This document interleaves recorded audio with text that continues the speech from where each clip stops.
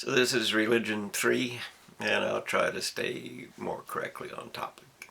So the end result is that you can either believe in religion, or you can decide that you are God, and that, dust to dust, and that's all there is.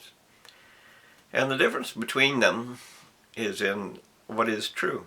And so we have to decide what is true. Now, a believer is always certain that whatever it is that they believe is true, because they believe it. That makes it true. And of course, that's the only thing that they need to know, is whatever it is that they believe. So the end result of that is you can believe anything you want to, doesn't matter what it is. And that, of course, makes religion what it is today, because people believe whatever it is they want to believe. And they like that, because it eliminates all the problems of understanding what life is, and searching for what life could be, and deciding honestly what is true. And so I don't believe, I'm going to tell you that I'm a Christian, basically. And that's not because I believe in what Christianity says. It's because I have faith in the evidence that is proven by that story. And that story is, of course, a very clear depiction of what is the difference between love and hate. You don't have to wonder very long, and you don't have to search very long, and you don't have to think much to understand that one side is Jesus, which is love, and the other side is the Jewish religion, which crucified him because he threw away all their money. Or he went into the temple on the last day when they had collected all the money they were basically going to get, and he overturned the tables of the money, and it spread throughout the people who were there, and they picked it up, and they lost a lot of money, so they crucified him. And so the end result of that is that, I really do not classify Jesus as Jewish. That's just a group. I classify him, if it must be classified, as human, or more correctly, the being alive in love makes you human, or as God intended for you to be. So he was human, and that doesn't come with the classification of black or white or Jewish or German or Latino or whatever it is. It doesn't matter. He was alive, therefore he was human. And of course, most people are not alive. They are, animals who want. That's all I want. I don't know what I want. I want what I want. I don't want this, or whatever it is. That's what humans do, other than hate. And of course, the people who hate have decided that life is no good, and they decide that you are the reason life is no good, and therefore they have an enemy, and that enemy gives them a purpose in life. So they hate you to survive for themselves, because now I have an enemy, now I have a reason to hate. So therefore, if I just kill you, or declare you worthless so that I can kill you, or whatever it is, then they're happy, so to speak. They're not happy, but they have their purpose in life. So these are the things that life is on Earth, and we have to decide if we're going to actually decide about religion, or more correctly, what is the way that life started, and what is the way that life will end. We have to start there if we're going to actually involve ourselves with religion itself, because religion is not a rule. And that's what religions do.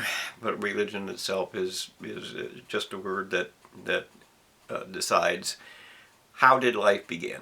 And of course, you can take any skeleton of human beings, you take off the skin, and there is absolutely no chaos underneath that skin. The 200 and some odd bones that build themselves and move themselves, and create the joints and create the muscles. There is absolutely no evidence of evolution whatsoever. There's none. It's an outright lie. It's the university religion so that the universities can do whatever they want. And of course what they want to do is hate you, because they would not be crucifying all of life by injecting chaos into genetic nature if they did not hate you. So they hate you. They literally hate you. You are the enemy. Life is the enemy. And they're going to change that by proving they can be God. So, and of course, the biggest thing that they could possibly do to prove that they're God is to control the sun. That's their plan. They're going to prove that they can control the sun by igniting it here. And of course, the end result of that is if they are allowed to ignite it, the earth will burn. The earth, every life will be incinerated. The earth becomes a sun, and it will explode because of the topography of the earth, and change the solar system itself, removing all remembrance of men and women and children and every life on earth. So that's the cost or the price of being wrong. And of course they don't care because they hate you. And that isn't, of course, dependent upon every diploma, every person that has a diploma. That's just how it is for a blanket statement of what is happening to this earth. And the end result of that is, if you look to the actual facts of threats that surround us, they hate us because they're killing off all life with mutilation. They're killing off all life with poisons and pollutions, and they're doing absolutely nothing for the future. They're saying, go ahead and let the children die, because that's what they're doing. And every portion and every part of that is what reality is. That's the evidence of where they stand and what is happening to our world. So we again look at the evidence of miracles. That's the body of every living thing. That's in fact this earth, because it is certainly not like the other planets that we know. Sent satellites there, sent pictures. You believe in pictures. They can't talk to you, you don't read. But you believe in images, whatever they are, led by images to wherever you go, as is what media is for. So anyway, the deal is, look at a picture of the human body, either with the skin off or the skeletons, or look at it. Understand, see your fingers, how they move. You move them. How do they move? How do they control that? And the answer, of course, is with thought. If we did not think, we could not, function the machinery that is a human body. So we know that thought is the basis of life. Thought is the basis of life. If you do not have thought in you, you do not know that you are alive. If without thought you do not know you have a choice of any kind. Without thought you do not know that there is freedom exists. You don't know that light exists. You don't know that darkness exists. You don't know anything. You have to think to be alive. So we know that that is the basis of life. We know that it takes thought to build anything. You can't just go outside and even, assuming that you could control your body, you can't just pick up some rocks and throw them in a pile and declare that life. Or it certainly isn't life. 10,000 different things all prove that thought is the basis of life. There is no question. That's how it is. And of course the universities fantasize that, evolution doesn't need thought, as is what they're claiming. Thought came at the very end of building all life, but that, of course, is an absolute lie. Every part of the university is a lie. Basically, at least all their foolishness and their delusions and their imagination. You've got to have imagination. But the end result is that it's a lie. So let's get back to where we go from here. So we know that life began with miracles based upon thought. We know that. If you have a brain, you know that. Of course, if you're a cult member and you believe whatever the universities tell you to believe, you don't need a brain for that. You can just believe whatever you want to, as all religions are. You can believe anything you want to. Anything. It doesn't matter what it is. You can believe that the sky is pink and purple and polka dot and whatever it is. It doesn't matter. You can believe it if you want to believe it, because it's your property. Your thought is your property, or your brain is your property. You can do with it what you want. So anyway, life is built on thought, and every life is a miracle of building, and that means that what thought becomes, whether it's a part of you, a part of your brain, or an environment completely different than what you are, that you may enter into it. So we look at life beyond the brain. We look at life beyond what time allows for us to be, and understand that in a search for life, we have to learn what thought is. And we have to learn by truth. So we have to enter into truth to determine what thought is. Thought exists by truth. Truth creates the laws that create life, and therefore that truth creates thought as well as a participation in that whole business. So we know that we must enter into thought to know what life is, to know where it goes, to know what eternity is, or any other portion or part of what living is. So we enter into thought by finding what is true. And we have to find what is true by becoming as pure to truth as what we can be. And if we are allowed into the spiritual world, the spiritual world is truth. That's the basis of building. That's the constructor of life. If we are allowed into the spiritual world of truth, then we can go from there into the various categories of what truth is, or what is the law, or what is life, and so on.